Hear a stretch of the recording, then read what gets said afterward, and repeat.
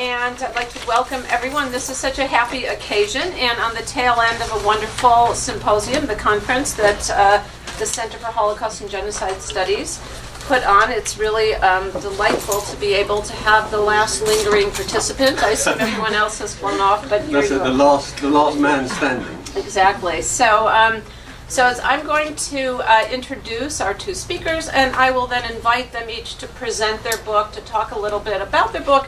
And then what I'd like to have happen is for the two, for Philip and Bruno, to then be in a to respond to each other. We'll try to get this as much as possible as a conversation, and then open it up for the next hour and 15 minutes. So it's a great pleasure to be able to welcome Phillip Spencer, who is the Emeritus Professor in Holocaust and Genocide Studies at Kingston University, where he was the founder and director of the Helen Bomber Center for the Study of Mass Violence and Human Rights, and also of the European Masters in Genocide and Human Rights, a collaboration between 4 European universities. He is the author of, among other books, in addition to the one we'll be hearing about today, Genocide Since 1945, that came out in 2012. And then his recent book, co-authored with Robert Fine, Antisemitism and the Left, on the Return of the Jewish Question, which is hot off the press and a very beautiful cover as well. And then it's my pleasure to introduce my friend and colleague here from the U, Bruno Chaouat. And I could go on and on about Bruno's many publications, but we'll be hearing about his most recent one. He is the author of 3 books, several edited volumes, and a number of journal articles ranging in everything from Chateaubriand all the way to the question of anti-Semitism and the left, his most recent publication. He is currently serving as chair of the Department of French and Italian, and I welcome both of you. So I'd like, why don't we begin, Philip, you can speak and present your book, and then Bruno, and then we'll have a conversation. Okay, thanks. It'd probably be better if I stand up and you might be able to hear me better. Is that okay? Right, okay. Well, thank you very much. That's very kind. Thank you very much to the university for inviting me here, to Alejandro for the wonderful symposium that we've just had, and to Bruno for agreeing to have this discussion with me. He's written a really wonderful book, a dazzling book actually, which I've been very lucky enough to read, because his publishers sent me a copy, and they're much better publishers than mine, because I asked my publishers to send him a copy, but they, having promised me several times, failed to do so.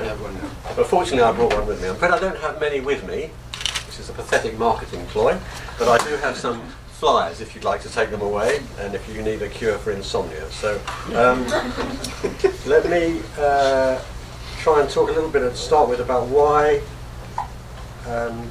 we wrote this book. I wrote this book with a colleague, Robert Fine, who is the Emeritus Professor of Sociology at the University of Warwick in the UK, who I met some time ago, and we realised we were beginning to share the same concern, which is about the rise and re-articulation of anti-Semitism in the modern world, and in particular the emergence of anti-Semitism, or the collusion with anti-Semitism, on the political left. So just an autobiographical comment about this, which is that's my origin too, and his. And so we were trying to think about something that we were very surprised, perplexed by.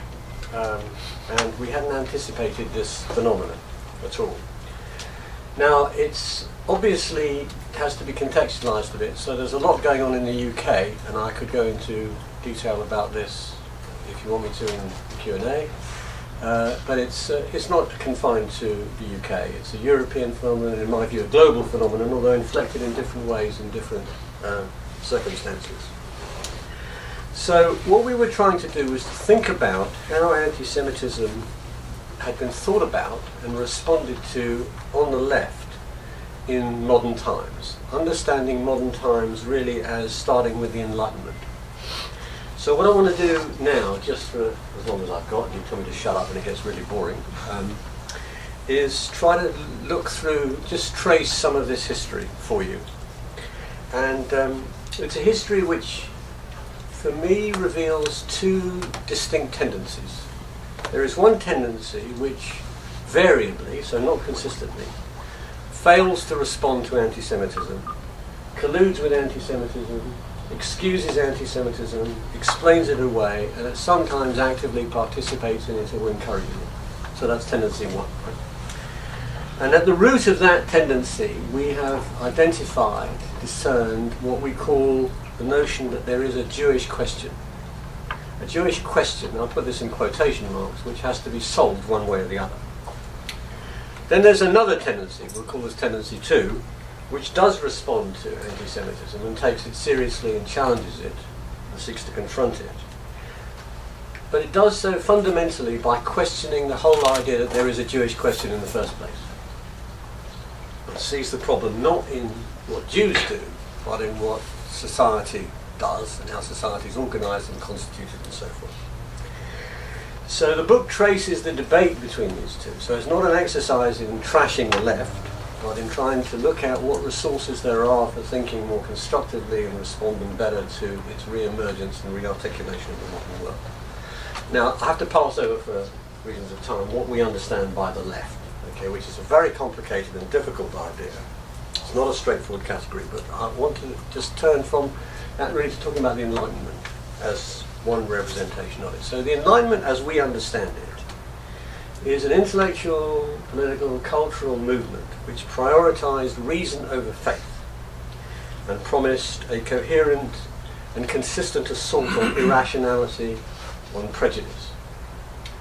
And the Enlightenment was a universalist doctrine, way of thinking, which argued fundamentally against unfounded forms of discrimination and inaugurated a logic which came to include seeing even Jews and even non-Europeans and people of colour and women and everybody else as deserving equal treatment, citizenship and rights. So there is in our understanding of the Enlightenment a cascading logic of universalism. But the problem with universalism, or a problem with universalism, as many, is that it's clearly possible, if one looks at the history of universalist doctrine, that to say doctrines which present themselves and understand themselves as universalist, which is that they have the potential for identifying another as the other of the universal. And this is true if you look at versions of Christianity and versions of Islam, amongst others, and there are others too. So the question is, what did Jews represent for Enlightenment thinkers in relation to this potential? And what we found is that a number of Enlightenment thinkers, many Enlightenment thinkers, arguably the majority of Enlightenment thinkers, found a way of identifying the Jews as the other of the universal. And there was something peculiarly backward, particularly problematic about Jews that wasn't true about others. Jews, for many Enlightenment thinkers, Judaism for many Enlightenment thinkers, was a particularly backward religion. If you think about somebody like Voltaire, who's an anti-clerical thinker par excellence in many ways, an anti-Catholic thinker, he reserves a particular scorn for Judaism, but he's by no means alone. And this is true for many other thinkers. But they also think of Jews as a particularist group who want to hold on to their identity, beliefs, norms, values, associations, at a time when everybody else is purportedly abandoning these ties and merging inside the universal. Variously constructed, but particularly in terms of the nation state. And also arguing that there is some privilege that ought to acquire the Jews, that there's something, the way they've been treated requires special treatment, and that their sufferings are worse than everybody else. This is a way of thinking that you find in many Enlightenment thinkers. Judaism is particularly backward, Jews are obsessively particularistic, and they are special pleaders.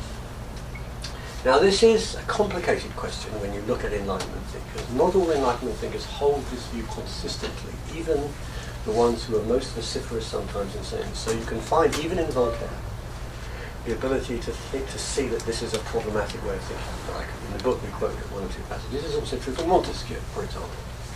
But not all Enlightenment thinkers subscribe to this anyway. I think Rousseau is a different sort of thinker, who doesn't think in these terms. So we do have, whether a majority tendency and a minority tendency. The dominant tendency, which sees itself to repeat as universalistic, is willing to grant Jews rights on conditions. This is the crucial issue. On condition that the Jews abandon their particularist loyalties, abandon their tradition, abandon their religion, abandon their beliefs, their religion, their habits and norms, and become part of the universal, qua individuals, not as a group. And you find this very clearly formulated by Clément Tonnerre at the French Revolution. We welcome Jews into the nation as individuals, but not as a nation within a nation.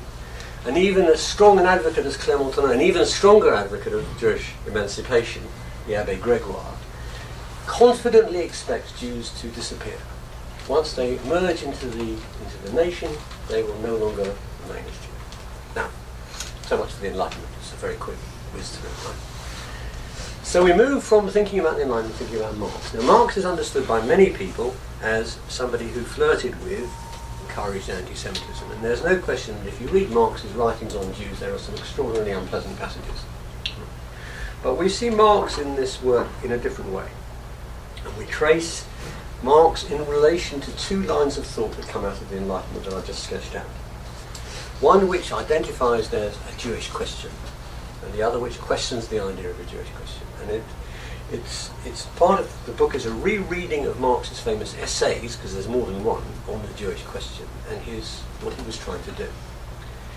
And our view is that Marx is actually responding to an Enlightenment thinker, or a post-Enlightenment thinker, Bruno Bauer, a left Hegelian in his own terms, who identifies Jews as a problem. And the central point of Marx's response to Bauer is that there isn't a Jewish question, but a social question. The problem with society is not Jews, which is what Bauer says it is. As long as Jews continue to be there, we have a problem. The problem is the nature of the society we live in and what is wrong with it.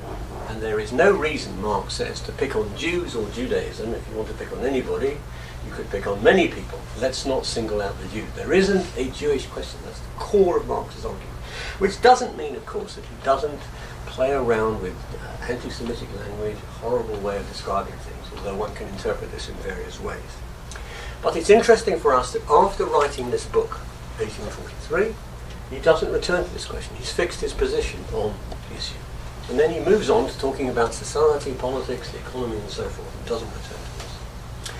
Now, this is not to turn Marx into some kind of guru, unproblematic thinker, because there are ways in which he understands the universal which are also redolent of this universalism that we've talked about. There are things he doesn't see. He doesn't really have a clear idea of how to maintain the particular within the universal, and in this respect he's a regression, I think, from Hegel. We can come back to that later on. The question is, what happened to this way of thinking in the Marxist movement after Marx for us? Why was it that Marx's critique of the Jewish question disappeared? Now, part of this is, we understand in terms of the abandonment of Marx's cosmopolitanism, his consistent universalism, and we could talk a bit more about that. But a crucial feature of this is that when you look at the publication of Marx's writings on the Jewish question, they are prefaced by key figures in the Marxist movement in Bauerite terms, that there is a Jewish question. There are selections of Marx which lose the critique, the critical edge, the whole point of what Marx was doing. It's as if Marxists have now become Bauerites, if you like, and reinstated the idea of the Jewish question. You can see this in a number of ways, not just in the publications, but also in the way they respond to anti-Semitism when modern anti-Semitism is beginning to gather momentum and force in the late 19th century. And you can see two typical responses by Marxists. One is that philo-Semitism is more of a problem than anti-Semitism. You can see this in lots of thinkers. Right? It's people who like the Jews are more of a problem than people who hate the Jews, which is an extraordinary phenomenon. And the second is, and you can see this in a very famous formulation by the historic leader of German social democracy and indeed the Second International, August Bebel, who said that anti-Semitism is the socialism of fools. And the problem with this formulation is that it suggests that anti-Semitism is a form of socialism. And in a way that is thought about by many thinkers, is anti-Semitism is some kind of rational kernel. That is to say, when people are anti-Semites, they're wrong to be anti-Semites, but there's something right about what they're worried and obsessed about. And so we can recruit anti-Semites to the socialist progressive cause. Rather than seeing anti-Semitism as inherently and essentially and fundamentally a deeply reactionary counter-revolutionary phenomenon, which was understood by a minority, and again we come back to a different tendency of Marxists like Rosa Luxemburg and Trotsky. In the book we then trace what then happened to these ways of thinking through the Russian Revolution and through Stalinism, and the way in which anti-Semitism was minimized, explained away, and indeed utilized by the regime over time, particularly in Stalin's rise to power, particularly in the 1930s and later on. So there's a whole lot of stuff in there about how anti-Semitism got picked up again and then used in very interesting ways by the regime at crucial moments. And then switch over to thinking about something really fundamental here, which is, of course, that modern anti-Semitism became an extraordinarily radical ideology. It became genocidal. Previous anti-Semites had never had this idea. They'd never imagined that you could kill the whole group, that you could eliminate Jews from the world.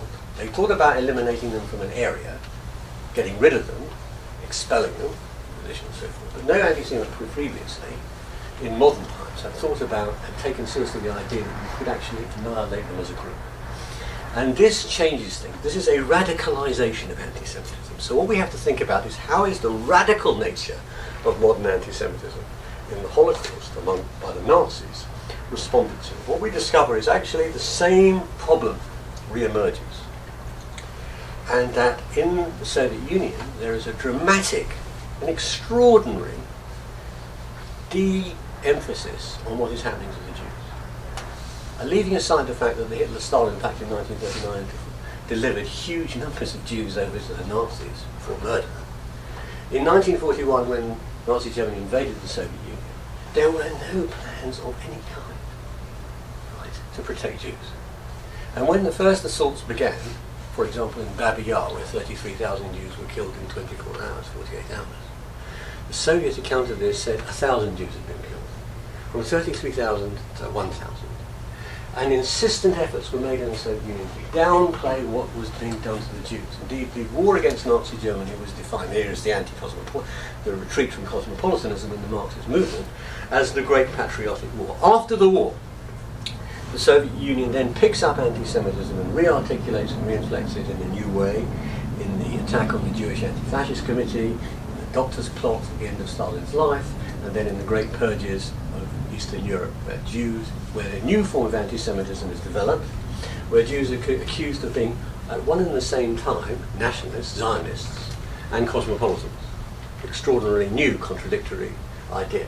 Now, that's a grim story, but there is some good news.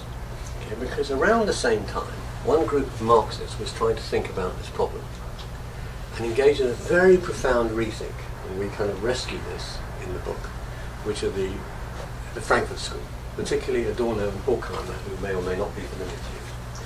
And it's very interesting, their rethink, because they too had colluded with the idea there was a Jewish person. If you read their writings in the 1930s, and they're in Germany, or they're expelled, they're very sophisticated accounts of Nazism, but they don't want to talk about anti-Semitism. There's only one major essay by a member of the Frankfurt School about anti-Semitism, and that is by Horkheimer in 1938, called The Jews in Europe, which is an incredibly crude and vulgar account and reductionist. And actually Horkheimer says anti-Semitism isn't serious. The Nazis are not serious about anti-Semitism. It's an entirely secondary phenomenon, it's purely for show. Right? The major theorist of the Frankfurt School on Nazi Germany, a man called Franz Neumann, wrote a book in 1942, published in 1942. That's the same time the extermination camps are in full sway, where he says the Nazis aren't serious about anti-Semitism. They have no intention whatsoever, Neumann says, of annihilating the Jews. Okay, so you have to scratch your head at this point and think, what kind of social theorist is saying this? But Horkheimer and Adorno, the leaders of the school, are around this time engaging in an extraordinary correspondence, which I've looked at in detail. And they think something new is happening that they have not understood at all. And they say to each other, which is a rather remarkable thing for intellectuals to say, isn't it? We were wrong. Whoever does that? Ever gone into a class and your professor says, I got it completely wrong, I've had to have a rethink? No. Very unusual. Horkheimer and Adorno get extraordinary, and then they rewrite. They go back over the whole thing, and they develop an extraordinary theory of anti-Semitism, which is, in my view, extremely rich, multidimensional, which traces anti-Semitism back to the origins of civilization itself. Like Marx, in other words, they are talking about the nature of the society which generates anti-Semitism and the significance of anti-Semitism in history and society. And they conclude that, it's a very profound conclusion, like Marx, is that only by taking anti-Semitism seriously can we have a radical critique of the modern world. Anti-Semitism is, as Horkheimer puts it, the central injustice. And our theory has to deal with injustice at its most profound, at its core. This is in the last chapter of the Dialectic of Enlightenment, their remarkable work. Now, this is a fundamental rethinking of anti-Semitism, which connects back to Marx and connects back to an earlier idea in the Enlightenment, that the Jews are not the other of the universal, but the universal which cannot incorporate the Jews, a society which cannot guarantee equal rights to Jews, a society which tolerates anti-Semitism is a profoundly flawed, unjust society. And the question is, what's happened since then? This was written in 1943, and we then trace through which is we look at a couple of other theorists since then, so it's not confined to them. We look at Hannah Arendt, who is a critical theorist in our view too, and at Jürgen Habermas, also a critical theorist. And what we see in both of them is that they understand anti-Semitism as a consequence of thinking about its radicalization in the Holocaust as a genocidal ideology.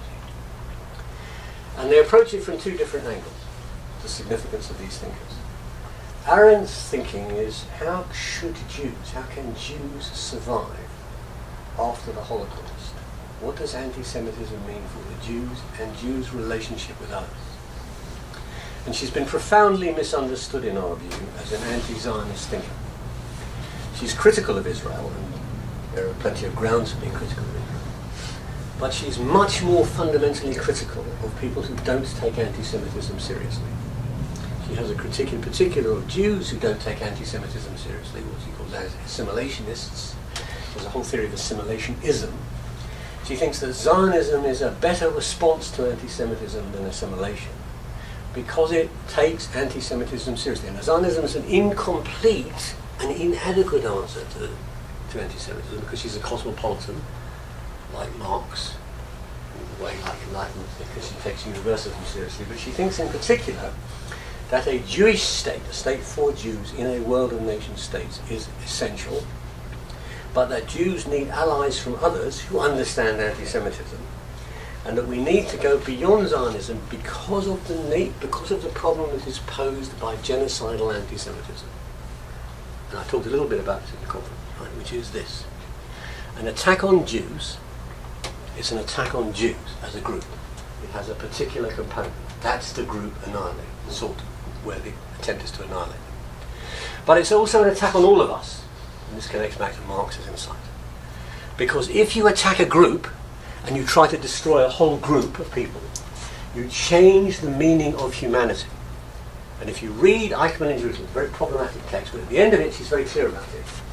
It's an attack on both the Jews, the body of the Jewish people, and on humanity. The Nazis tried to play God. They wanted to change what it was to be a human being. So a conception of humanity has to have within it the recognition of the particular as part of the universal. If you attack a group and don't take an attack on a group seriously, you collude with an attack on humanity.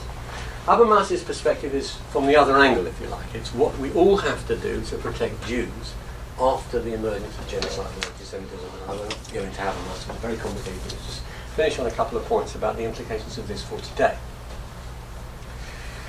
The kind of constant theme of this is, what is the other of the universal? What is laden onto this group that is in fact a problem for for everybody? So there is a chapter in the book, a final chapter in the book, which is called The Double Life of Israel, which is what is heaped onto Israel as a state. And in particular we look at the difference between criticising the government of a state and the policies it may pursue, and indeed the inequities, injustices inside a society, and treating a state and a society as wholly illegitimate. And in particular the extraordinary nature of the charges levelled against this particular state. And if you look at three in particular, they are quite incredible. I mean this in every sense of the word. One is that this is a state which commits genocide. The second is this is an apartheid state. And the third is that this state is the greatest threat to world peace we can see. Now these are the gravest charges that can be laid in the modern world. They derive from the Genocide Convention, the Universal Declaration of Human Rights, and they form the remit of the International Criminal Court. Any state that is charged with crimes like this is uniquely awful, terrible, and has of course to be destroyed. That's the logic of it. Found guilty, if you're found guilty of this crime, that's it, right? Because they are on a scale way beyond anything else. Right? But one way of thinking about this is to think about what is being heaped here on a group, how it connects to the earlier issues that we identified at the heart of the Enlightenment and the modern world, beginning of the modern world. As we've described, there are lots of ways of thinking about the beginning of the modern world, but this is one of them. And that is to criticise this particular group over and above all others for the problems that it holds. That this is uniquely unable to modernise or become civilised, which sticks to its particularist habits and pleads uniquely for itself. What we have identified, therefore, is, this is the end of the book, end of the talk, which I have now, is a re-articulation of the return of the Jewish question. And the response to any formulation, any articulation of the Jewish question, is to say there isn't a Jewish question at all, but a question of the kind of world that we live in. And that's a very different way of proceeding. Thank you. Thank you for that very helpful sweep, historical sweep from Enlightenment to this very complicated moment, two complicated moments and much complication in between. And so I invite Bruno. So we'll proceed in a different style, but I will ask the first question that Philip asked, why I wrote this book. And I would say I wrote this book as a sort of result of what I have experienced as theories failure, French thought failure to offer proper responses to a resurgence of anti-Semitism since the early millennium. And so the book is divided into 4 sections. I begin with an engagement with the legacy of Heidegger in France and beyond. What is the legacy of Heidegger? It's the decentering of the subject, it's the recoding of Heideggerian ontology as an ethics of the other, the idealization of the Jews as diasporic, inherently diasporic beings, and ontological strangers, which this operation is grounded on an operation of Judaization of the Heideggerian Dasein, the metaphysical reading of the Holocaust as an event outside of history, the celebration of nomadism and deterritorialization. You can hear, Deleuze and certain Derridian tropes, and all that I argue in my book have made it difficult, if not downright impossible, to think of Jewish normalcy or Jewish national sovereignty. Likewise, French thought has not been able, or perhaps willing, to engage with the resurgence of anti-Semitism, an anti-Semitism that does not fit its theoretical, ideological, and metaphysical framework. So in a very recent op-ed in Le Monde, whose purpose was to expose the turn to the right of the French intelligentsia, journalist Nicolas Weil has stressed Heidegger's lasting influence on French thought. And I quote Nicolas Weil, "The recent discovery of the philosophers Nazism and anti-Semitism," sick, of course, because it's not recent discovery at all, but that's what Nicolas Weil writes, that recent discovery has not entirely thwarted the hold of that thought on the French intelligentsia. While Weil is right to point out the hold that Heidegger continues to exert on certain sectors of the French intelligentsia, especially on those who reclaim the legacy of Maurice Blanchot or Emmanuel Levinas, I think he is wrong to attribute the conservative or reactionary turn of some French intellectuals, such as Finkielkraut, for example, to Heidegger's influence. Indeed, Heidegger's influence cannot be limited to conservative thought. And I argue in my book that when it comes to Heidegger, radical leftist thought is not outdone and is no less under the spell of the German thinker than right-wing intellectuals. I would even argue that the influence of Heidegger proves stronger within the radical left than among reactionary thinkers. Derrida's disciples continue to speak the language of existential ontology, albeit with a critical distance and sometimes even with serious distortions. In my second section of the book, I examine what I call the moralistic turn in French letters and social thought, and especially the problem posed by the inversion between victims and perpetrators. French literary modernity, I'm thinking of Georges Bataille, Jean Genet, Marguerite Duras, celebrated evil and anti-morality and revered transgression and rebellion.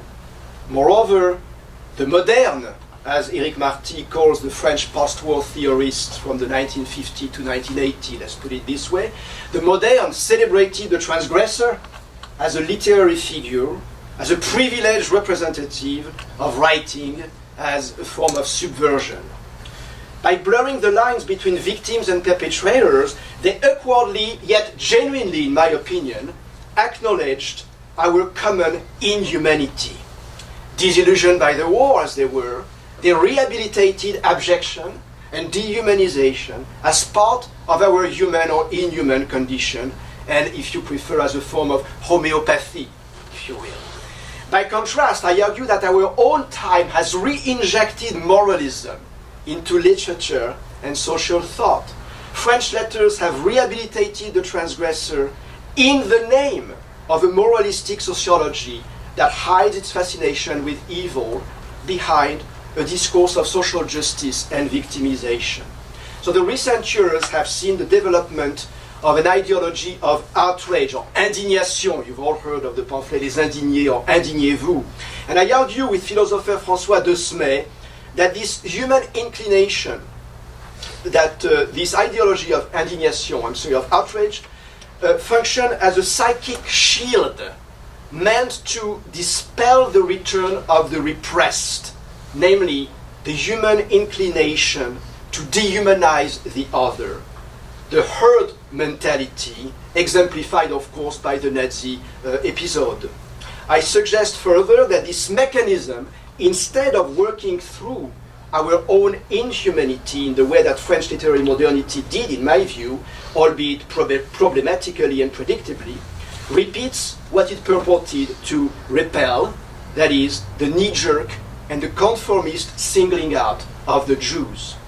Doomed to fail because it rests on a psychic structure of repetition instead of working through, the ideology of outrage or indignation, the reductio ad Hitlerum, that's the title of François Desmet's essay, Réduction à l'Hitlérisme, on which it rests, not only hinders any analysis of current antisemitism, it has actually reignited that fading hatred. And I want to conclude, I want to propose a parable which encapsulates a section of my book. In other words, I'm going to read from a couple of pages from the book itself. I would like you to consider this definition. I quote, "A diasporist is a Jew who believes that the only Jews who matter are the Jews of the diaspora, that the only Jews who will survive and the Jews of the are the Jews of the diaspora, that the only Jews who are Jews are the Jews of the diaspora," end quote. We may wonder who penned these lines. Is it Judith Butler, Edward Said, Alain Badiou, Enzo Traverso, or perhaps another of the many theoreticians, philosophers, polemicists, pundits, or essayists who have recently written on Jewish identity, the Holocaust, the Israeli-Palestinian conflict? All ask endlessly what an authentic Jew is. For many subscribers of radical epistemology in the humanities and social sciences, an authentic Jew is perforce a diasporist. In turn, the theorists point to the inauthentic Jew, the traitor to the Jewish condition, who is not a wandering Jew, un juif errant, but an aberrant Jew, un juif aberrant. Now I reveal my hand. The above quotation that I gave you is not drawn from the prose of a post-Zionist theoretician. Assiduous readers of Philip Roth have no doubt recognized in those words the credo set forth by the double of the fictional character Philip Roth, appearing in a novel by the real Philip Roth, Operation Shylock, published 1993 on the heels of the first Intifada and the trial of Treblinka guard John Demjanjuk, alias Ivan the Terrible. So I summarize the Baroque plot of Operation Shylock. A certain Philip Roth, a celebrated New York writer, plans to travel to Israel to interview his confrère, the Holocaust survivor and novelist Aaron Appelfeld. There he discovers he has been beaten to the punch by a charlatan passing himself off as none other than Philip Roth, the mysterious impostor who will turn out to be a classically maleficent doppelganger, has come to the Holy Land in order to spread a new gospel called diasporism. This doctrine teaches that Ashkenazi Jews, as the true Europeans they are, should return to their homelands. There they will rebuild the Golden Age Mitteleuropa, replete with Joseph Roths and Stefan Zweigs, where Jews will once again be the prime guardians of Western culture.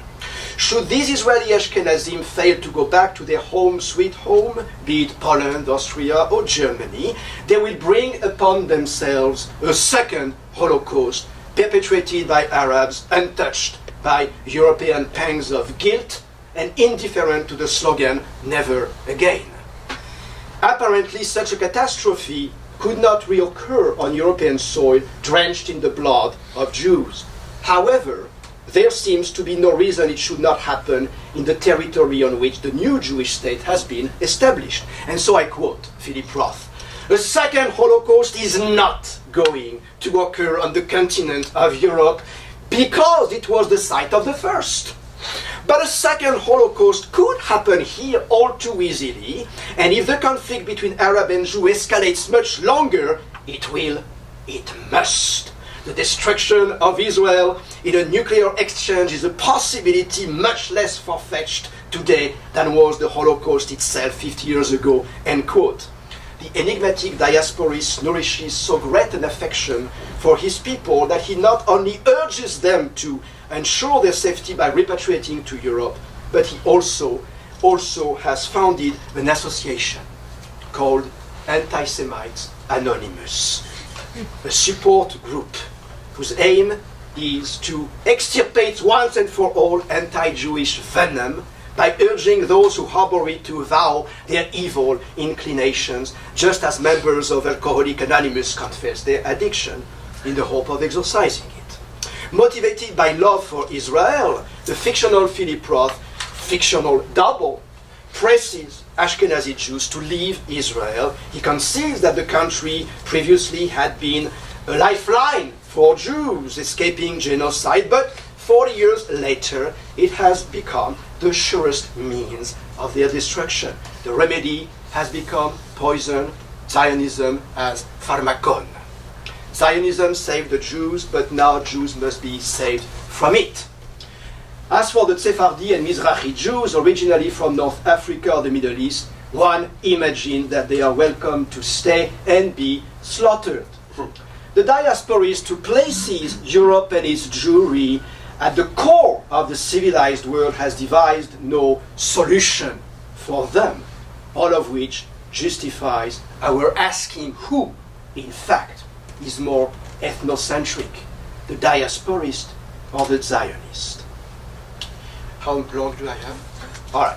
Philip Roth gives his double the droll name of Moshe Pipik, drawn from Yiddish folklore.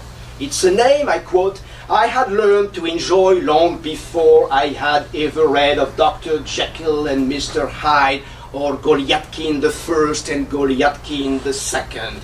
The derogatory, joking nonsense name that translates literally to Moses' belly button, Moshe Pipik. Moses' belly button, or so it seems, but this could well be an instance of what Freud called upward displacement whereby the navel would be a metonymy for the genitals. Moshe may gaze at his navel and believe the world revolves around him, but he is simply playing with himself, as befits, pardon the expression, the schmuck or the dickhead that he is.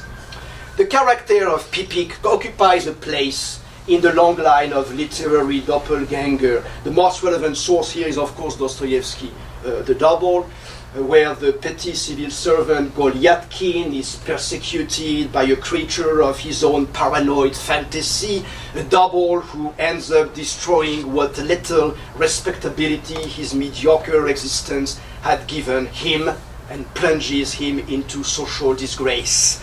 The alter ego disrupts the order of things and causes the subject to feel he is someone else, someone shameful, a self that does not entirely coincide with his ego ideal.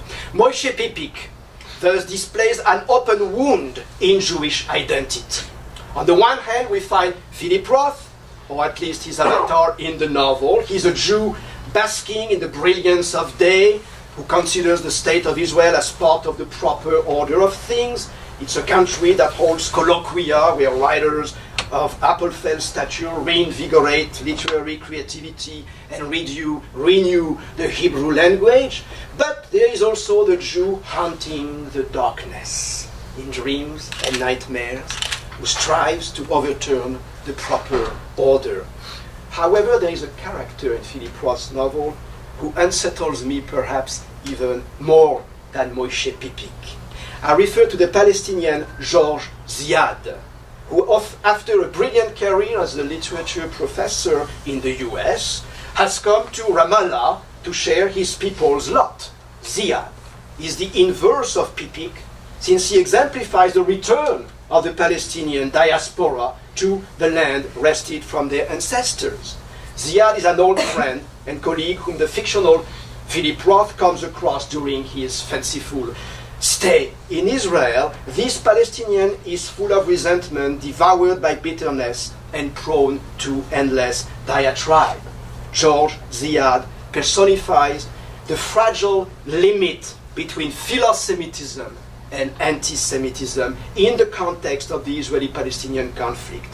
And as such, he is reminiscent of the Egyptian-American intellectual Edward Said, of whose name Ziad is an almost perfect anagram. Ziad, no less than Said, has developed theories about Zionism, Jewish identity, and the Holocaust. He shares them with the narrator, an anti-Zionist image of whom has already been bandied about by his double, Moshe Pipik. So, the parody in Operation Shylock foreshadows all too well a certain number of recent theoretical works by post-Zionists or anti-Zionists. However, the self-righteousness that informs radical theory is the complete opposite of the subtlety and double entendre at work in literature and in Philip Roth's novel. One would be hard-pressed at the end of Roth's novel to identify the position of the narrator, let alone that of the author. Irony pervades that dialogical novel. Irony prevents the reader from reaching any conclusion as to Zionism, diasporism, Jewish identity. Theorists, by contrast, might seem to be just so many Jewish and non-Jewish avatars of the irritating but still sympathetic Moshe Pipik. However, they ultimately emerge as far less anodyne reincarnations of the bitter Georges Ziad. Not too surprising given the impact of Edward Said and post-colonial theory on all analysis of domination, hegemony, oppression, and exclusion. So to conclude, I would say that Roth's novel offers a simultaneously anguished, humorous, and almost absurd questioning of Jewish identity. And by contrast, theorists dogmatically claim an incontrovertible understanding of Jewish identity, which no less than any other symbolic construction must remain an open riddle. Thank you. So I'm very happy now to enter. Thank you, Bruno, for a, I would say, characteristically spirited and, dare I say, polemical way of framing the questions, which I'm saying that actually with admiration, and actually wanted, since the whole time as both of you have been speaking, I've been glancing over, and the side of my eye is are both of your books. And it strikes me as well, especially Philip, where you ended with your last chapter. I had wanted to invite you to say a bit more about this question of Israel. But I actually wanted you, if you could both comment a little bit first about your titles, because Bruno, is theory good for the Jews, which is itself already a sort of polemical, an entry into a polemical sphere that you clearly, intentional. If you wanted to say a bit more about that. The one thing I actually do want to add, though, on the subject of Roth, of course, is that is not the first time that Roth creates the doppelganger and the alter ego. There's a long history within Roth of doing this, starting way back with the Counterlife and all the Nathan and then Nathan Zuckerman, exactly. So that's just one other, I think, layer that has to somehow be taken into account. But Philip, your book, Antisemitism, then, and the left. I'd love if you talk a little bit more, because you began by saying that you wanted to frame the left, what we think of as the left in the broader historical trajectory, and with that you went back. So perhaps you could both say something, and also about each other's. And I don't know if you've had a chance yet to read each other's books. One thing I would like to say, if you don't mind, Philip, is that both of us, there is something in common in our itinerary or trajectory, is that both of us have been writing this book from within, so to speak. In other words, you, as you announced it, you've been writing your book from within leftist culture and a sort of leftist engagement and commitment. And I would say the same for me. I've been writing this book from within a long engagement with French thought and literary theory and post-Heideggerianism and so on. So there is and speaking for myself now, there is in my book, of course, an aspect of disillusion, which is not always a good thing, by the way. There is an aspect, because it can turn into resentment, but as you have seen, I hope, in this, funny episode on Philip Roth, there is also a form of irony and humor, which I would hope salvage anything that could sound too disillusioned or disenchanted, if I may say, by French thought and by theory. So I would put it this way, and of course the provocation of the title, as you mentioned, good for the Jews. First of all, it's untranslatable into French, right? So it's already, because it's only an expression that you hear, est-ce que c'est bon pour les Juifs? Well, you could, but it would be so incredibly restricted to the Jewish community in France to say, it's not good for the Jews. It would be something that would be whispered, but it's less whispered in the US. Not that it's not, but it's less whispered in the US. That's the whole problem of universalism and particularism. I wanted precisely to puncture, this idea that the Jews think always tribally and think always in terms of what's good or what's bad for them. And that's actually have been for centuries and centuries what has been objected and reproached actually to the Jews as the people who is tribal, as the nation who is apart or who is apart from the other nations and so on and so forth. So that was that sort of irony of the title. Philippe? Yes, actually there is quite a funny book, it's certainly circulating in the UK, called Is It Good for the Jews, which is a comic book which talks about various threats, and it makes you laugh out loud repeatedly. Okay, so the book has a very specific use of the word "and" here. Okay, it's not called anti-Semitism on the left; it's called anti-Semitism and the left. So the idea is that it isn't, a necessary feature of leftist discourse to collude with or tolerate or encourage anti-Semitism, but it is one way in which some people on the left, and too often, too many, at various times, have responded to the question of anti-Semitism. So it's an attempt to think about resources, actually. Interestingly enough, the book had, you're never very sure what happens to one's books. I rather think they'd be widely remaindered, really, but I noticed somebody sent me, somebody Facebooked it. I don't do this stuff, so it's all beyond me, but a friend of mine Facebooked it and got various responses. Most of them very, very favourable, except for one who said, this is a terrible book. I haven't read it, but it's yet another attack on the left. Sure. But the point of the book was to find resources within the left for taking anti-Semitism seriously. So that's the thrust of it. So I'm hopeful, the kind of project here is, actually it is a political project, is to say, look, this is a serious problem for us, right, which we have the resources for thinking about and taking seriously. So that's the point of it. It's that there is a debate going on, a necessary debate, and we can't just give it up. I mean, I resist, although, one is tempted by repeatedly disillusion and pessimism and cynicism. I resist it. I never, became a leftist, and I use the word, so actually a Marxist or a socialist, because I didn't want to take anti-Semitism seriously. I did it because I wanted to take anti-Semitism seriously.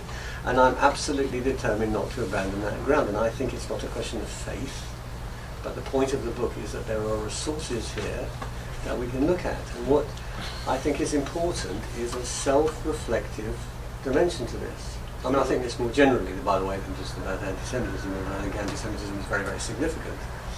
I think the inability not to think self-critically, self-reflectively about the positions one holds and the history and the tradition that one comes from is absolutely disastrous. I mean, it's one way of understanding, the debacle of various socialist projects is that they became increasingly unself-critical. And I think, therefore, one has to go back. So, for me, the kind of heroes of this book, really, if you like, are Horkheimer and Adorno. Now, the interesting thing about this is, if I can just talk a little bit autobiographically, is I read all this stuff years ago. And I read Dialectic of Enlightenment when it was republished in the West. I think it came out in 1973 in an edition by New Left Books, before it became Verso Books. And I read it, but I didn't read the last chapter. I thought, who's interested in anti-Semitism? Right? Okay.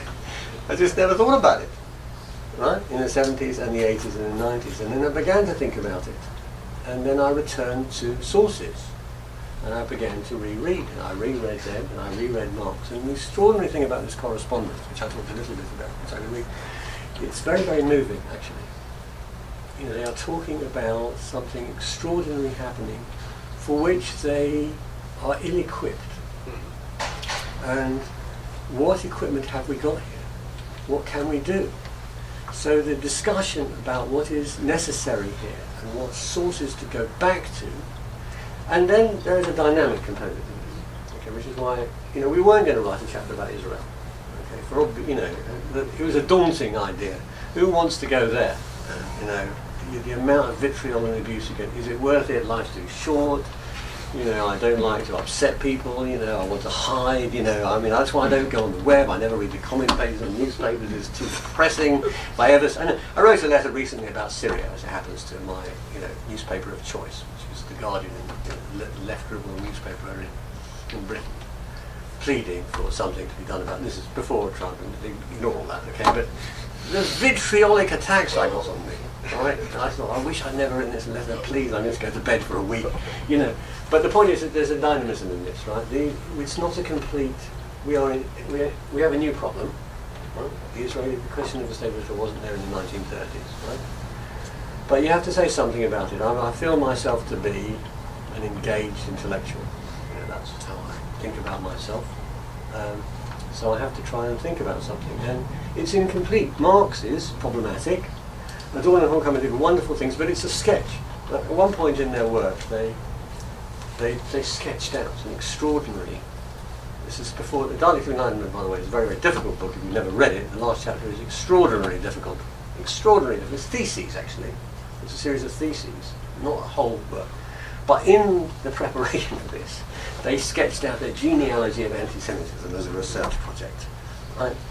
Going back, actually, in Dialectic of Enlightenment chapter goes back to the beginning of civilization. This one wasn't quite so ambitious, but still starts with the Albigensian heresy and goes all the way up through the 15th century, 16th century, 19th century, 20th century. That's a sketch, right? So we have a lot of work to do, okay? But they provide resources for doing it. Other people, of course, have provided more resources, so that's for us. So it's anti-Semitism on the return of the Jewish question, because it's not the same question. So it's actually about the Jewish question in the modern world. It doesn't take, I'll just shut up in a minute, it doesn't take a kind of eternalist view of anti-Semitism. It doesn't say anti-Semitism is always the same, always present. It tries to think about what is added, changed, shifted, and how, therefore, one has to respond to it. So, yeah. No, I was going to say, and I think it seems, and I very much look forward to reading it, a very important intervention in the debates, precisely, and coming back to your title, it is precisely the and. I think that is the critical thing. So there is always, Philip, I was thinking when you were talking about, I think it was a Habermas, maybe I'm wrong, but who was mentioning Zionism as a response. Arendt. And you said it was Habermas? Arendt. Arendt? Yes. I'm sorry.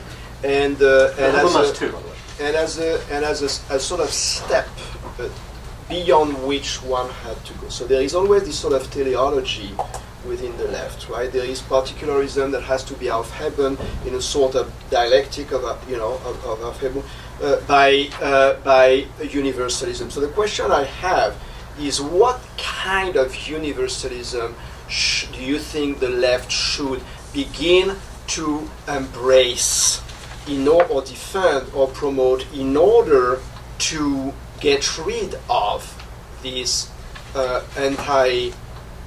Judaism or anti-Zionism perhaps today, or anti-particularism, or this problem with... an answer, it's a question I've been asking myself while I was writing as well. And there is a wonderful quote by Aimé Césaire that to me encapsulates a sort, of course you can find it in Levinas or in Jewish thought in general, but there's a wonderful quote by Aimé Césaire about what that type of universalism could look like. And you mentioned Fanon in your book as well. And this is a quote by Aimé Césaire I want to read. "I do not bury myself in a narrow particularism." I could say exactly, I could contresigner, as we say in French, exactly that, right? But I also do not want to lose myself in a fleshless universalism. My conception of the universal is that of a universal rich with all the particulars, the deepening and coexistence of all the particulars. And to me, that encapsulates perhaps where the left should go. Aimé Césaire, that would be fine, right? You could find this in Levinas to a certain extent. So I wonder if you have thought about it, or if there are thinkers on the left, because of course it's not Alain Badiou who would come up with that sort of, in my view, with that sort of universalism. Perhaps Rancière, perhaps, who do you have in mind? I don't have anybody in mind, sadly. And it's interesting that you say we quote Fanon, who was a problematic thinker, by the way. But then that's okay, by the way, just as an aside. We use thinkers, engage in a dialogue with thinkers in the book, none of whom we represent as perfect. Part of my tracing of Horkheimer's trajectory is looking at his rethinking. I don't think that Marx was right about everything. I just tried to find something that means something here. And it's the same with Arendt. I expect we had a rather controversial reading of Arendt, but actually the term we use in the book is working with her, trying to find what is helpful here. And of course you could then be utterly selective reading and so forth. I suppose I have a kind of Hegelian background to this, right? That there has to be within the universal a place for the particular. But my own thinking about this is, and because I've just come from a symposium on genocide, very powerfully inflected by Lemkin, who was writing at the same time as Arendt, and there are bits in Alejandra's recent book which I think echo this, which is that the problem posed by genocide, which we can see so radically, this is the kind of thrust of my contribution to the symposium, is that we have to think about humanity as diverse. If we don't think about humanity as diverse, we have a big problem. Right? And the problem that genocide poses for humanity is it's an assault on diversity. So the protection of a group is the protection of diversity for me. Now, there are difficult issues which I haven't gone into enough myself, and certainly not in the book, about what the grounds for recognition of particularity and diversity are and where it becomes a problem. Yeah. But it seems to be a universalism that denies particularity is very unattractive to me, and frankly, in the end, I think deceptive. I think a lot of the criticism of Jews and of Israel here in the name of anti-particularism secretes a particularism of its own, by the way. So if you think about the national question in this context, in a previous incarnation there was a lot about nationalism as an issue. So that would be a very inadequate response. Maybe we can open it up. We have another 15, 20 minutes. So. Yeah, I'd like to ask both speakers this question. And thinking about anti-Semitism, do you think anti-Semitism is a perennial and necessary element in Western culture? Because it always it seems to be there. That's one thing. And if the Jews did not participate in Western culture would not have Einstein, Freud, Marx, and others. If I can, you mind? If I take this one? So in my metaphysical moments, which happens, sometimes I come up with George Steiner. I don't know if you know George Steiner. He's British, I believe, but he went to America. He speaks French. He's an essayist, intellectual, novelist, and Steiner, I think, based his theory of anti-Semitism on Freud, without really acknowledging it. But the idea is that anti-Semitism is related to a rejection of the constraints and the repression that the law, that the commandments impose, that monotheism has imposed on humankind. So there is a sort of, and I think it's a very interesting theory of anti-Semitism that he lays out in several of his essays. This idea that he was, the law, monotheism was too much to take, and therefore there has been, on a regular basis, in medieval time, ancient time, always a sort of, with Nazism, of course, a reaction of the instincts, as he called it, right, of the human instincts, against these prohibitions that monotheism has imposed. And so when you think of Nazism was, it's worth what it's worth. Any theory of anti-Semitism is very partial anyway, right? This one is not less interesting than Arendt's theory, in my opinion. And I like this one. If you think of Hitler, of Nazism, anti-Semitism was also anti-Christianism, right? Of course, he could not, for political and strategic reasons, go against the church in the same way as he went against the Jews.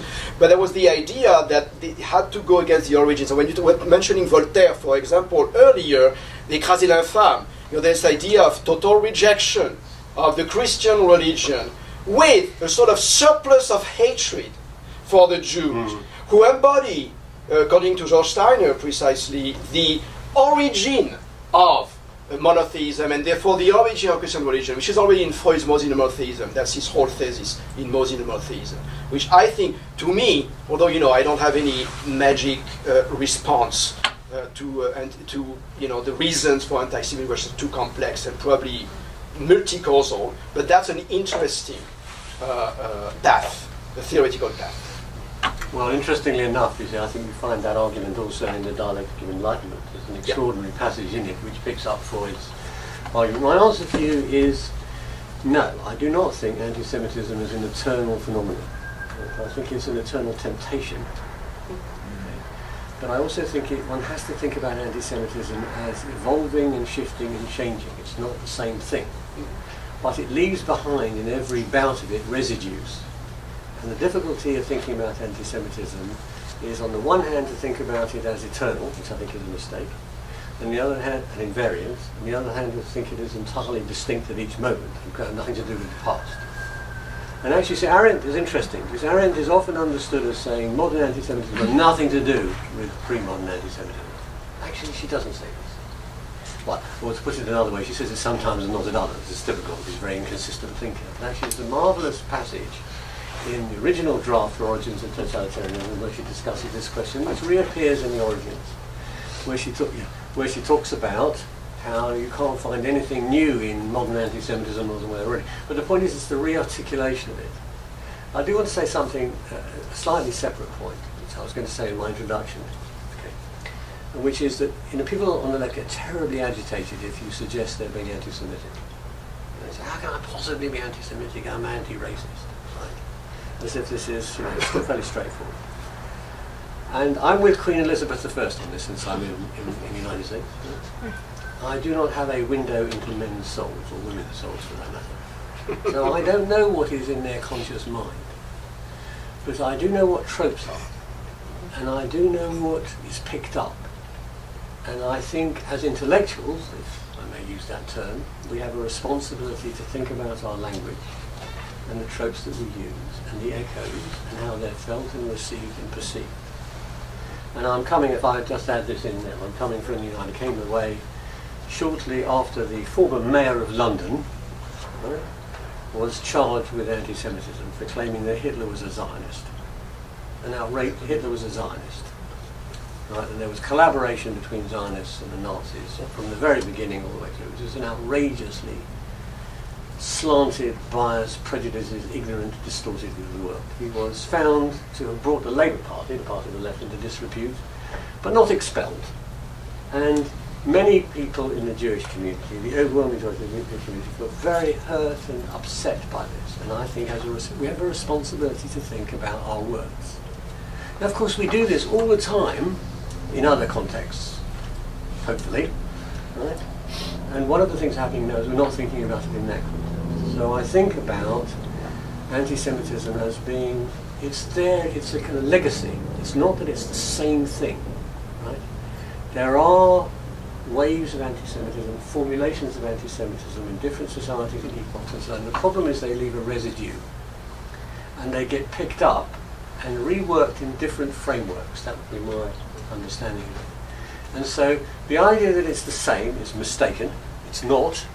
It would be easy to deal with if it was the same, invariant. Although, there are periods where it is latent, where it's not significant, and in the history of the left where it's been successfully challenged, actually. Yeah?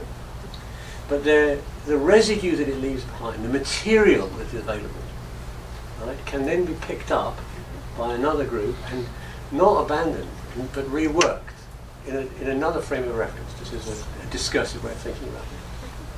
Yeah, the so-called low-hanging fruit. I mean, it's the way it gets reworked that's interesting to me. So, other responses or questions? Thoughts? Yes. Well, thank you for books, for these thought-provoking presentations. You disclosed a bit of positionality, right, in terms of your intellectual, where you situate yourselves intellectually, theoretically, politically. But also, I want to raise this issue that the debate on anti-Semitism, scholarly engagement with anti-Semitism, when we meet in conferences on anti-Semitism, I would say the wide majority of those who deal with that are individuals who define themselves Jew, consider themselves Jewish. The authors that you are rethinking are all Jewish. Now, what does this tell us in terms of? Well, yes.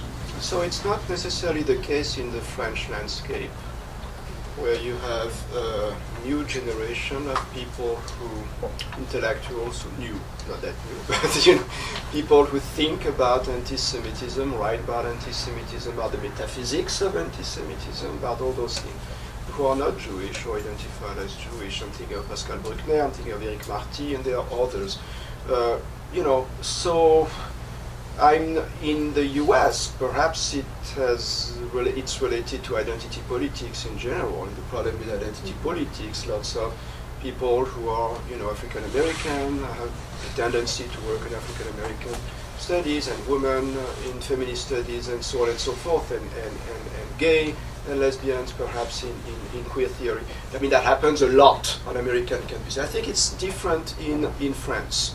You have real engagement by non-Jews with the question of anti-Semitism at the intellectual and theoretical level, I would say.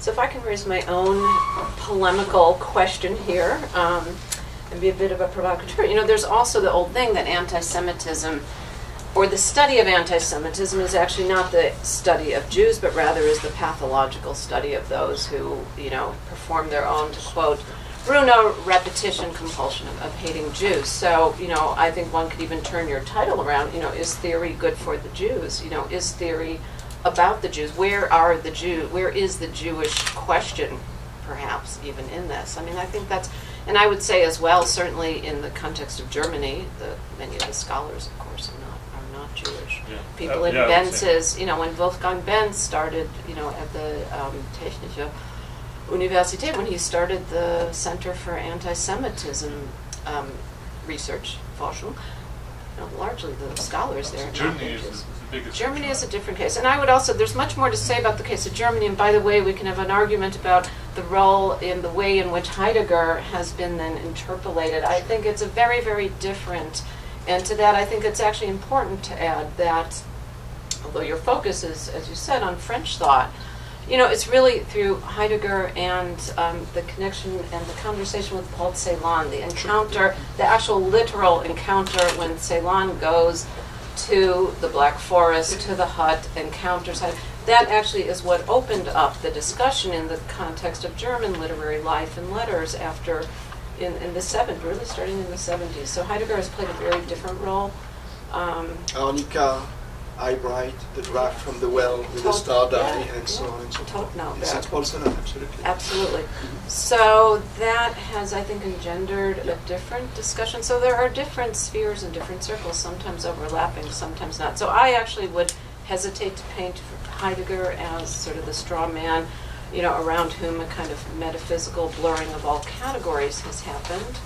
And I also would probably disagree with you on Derrida, but all of that's fine and interesting. But I think the real question has to do, and it comes back, Philip, to the point that you were making about how this circulates, how discourse circulates and returns and comes back, and I think in different geographical locations as well. And I think it's interesting to me, those differences simultaneously between France and Germany, and there's a very different critical landscape.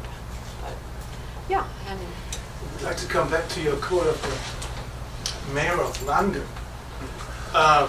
Theresa May, when Brexit happened, or around the time after the June 26th vote, at one point said, the citizens of the world are the citizens of nowhere if we don't like them, basically, and she directed that, I think, against the finance people who live in London and are cosmopolitan. I thought that was extremely dangerous.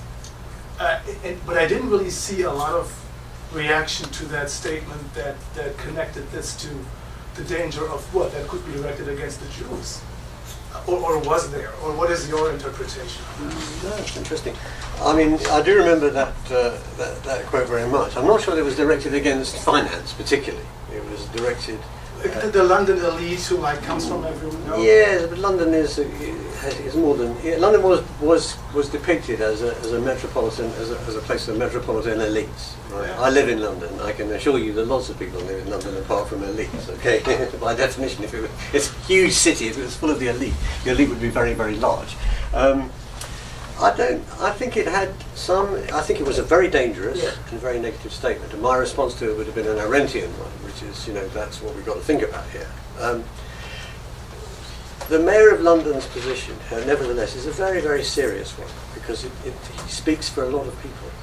A lot of people, unfortunately, on the left. So I think May she was messing around at the time with all sorts of things, and the Brexit thing is a whole other discussion which we could have. It has anti-Semitic elements to it as Yeah. well, by the way. If I would come back to Alejandro's question, because it's interesting, and my first thought was you're right, and then my second thought was, well, not quite. I want to say something about my reaction to reading Bruno's book, and then something about my reaction to what you just said, which is that the debates in both France and Germany, I'm more familiar with the ones in France than I am in Germany, but I have some familiarity with the German ones, are actually a lot more sophisticated and profound than anything that passes for theoretical debate in the United Kingdom, I have to say. You know, what I felt reading this book, which was at least we could think this one through here. You know, the stuff that passes or thought about all this on the left in the UK is at a wholly other level, which is, you know, and that may be true for my book as well, by the way, so I'm happy to say that. But I would say something about who is thinking about this.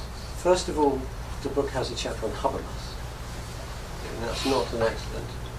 The second is that I'm personally involved with a group of people, and you were, I think, originally as well, which is the European Sociological Association, which has a network on anti-Semitism. Now, it took quite a long time to get going, right? And we've had quite a lot of difficulties with it, but now we have actually got it recognised as a legitimate object of sociological inquiry, which, by the way, is a very interesting phenomenon. How can it possibly have taken so long for it to be the object of study? But the people involved in it there are a lot of people, many of whom are not Jewish, and talking about anti-Semitism globally, which I find very, very encouraging.